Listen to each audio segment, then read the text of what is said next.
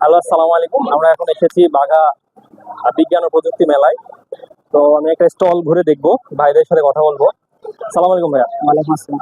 আপনারা কি প্রজেক্ট নিয়ে এসেছেন এবং কোথায় থেকে আসছেন একটু বলবেন বিস্তারিত। আমার নাম মোহাম্মদ জাহিদ হাসান।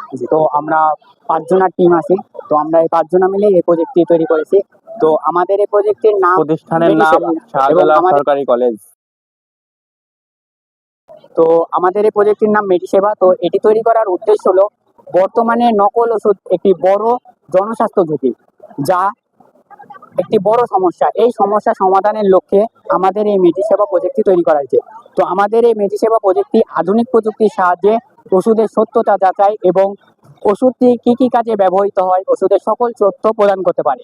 তো আমাদের এই ওষুধটির বৈশিষ্ট্যগুলো হলো, মেডিসেবা প্রজেক্টের বৈশিষ্ট্যগুলো হলো, প্রথমে আমাদের এই প্রজেক্টটির সামনে যদি ব্যবহারকারী স্ক্যান করে, তাহলে আমাদের এই প্রজেক্টটি রেডিও ফ্রিকোয়েন্সির মাধ্যমে সে কোডটি নিয়ে তার কেন্দ্রীয় ডাটার সাথে মিলিয়ে দেখবে ঠিক আছে নাকি। যদি ডাটার সাথে মিলে যায় তাহলে সে ডিসপ্লের মাধ্যমে প্রদর্শন করবে ওষুধটি অরিজিনাল।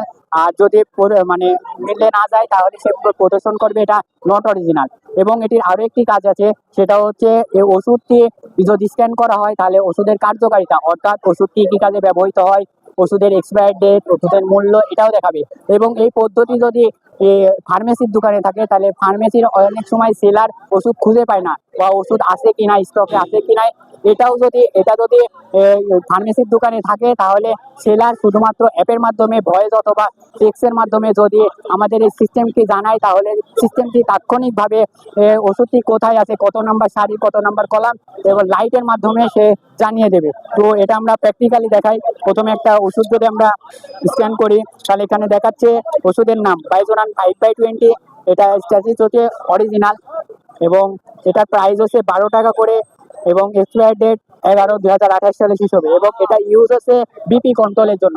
তো আমরা এখানে শুধুমাত্র 7টা থেকে 8টা ওষুধ হচ্ছে অ্যাড করেছি। ভবিষ্যতে পরিকল্পনা আছে, এটা হচ্ছে বাংলাদেশ সার্ভার এবং হচ্ছে ওষুধ কোম্পানির যত সার্ভার আছে এগুলোর সাথে কানেক্ট করব, যাতে সমস্ত ডাটা অটোমেটিক্যালি এন্ট্রি হয়ে যায় এবং হচ্ছে সমস্ত ওষুধের সে ডিটেলস দিতে পারে। আচ্ছা, নকল ওষুধটাও দিয়ে দেখাও। এবং যদি নকল ওষুধটা দিই, তাহলে 3বার প্রথমে অ্যালার্ম বাজবে এবং এখানে অ্যালার্ট করবে এবং বলবে নট অরিজিনাল। তো এটাই প্রজেক্ট। এবং এটাতে যদি আসি, তাহলে এটা যদি সেলার যদি কোনো ওষুধ বায়াস যদি তাকে চায় যে এই ওষুধটা দাও, সেলার অনেক সময় দেরি করে।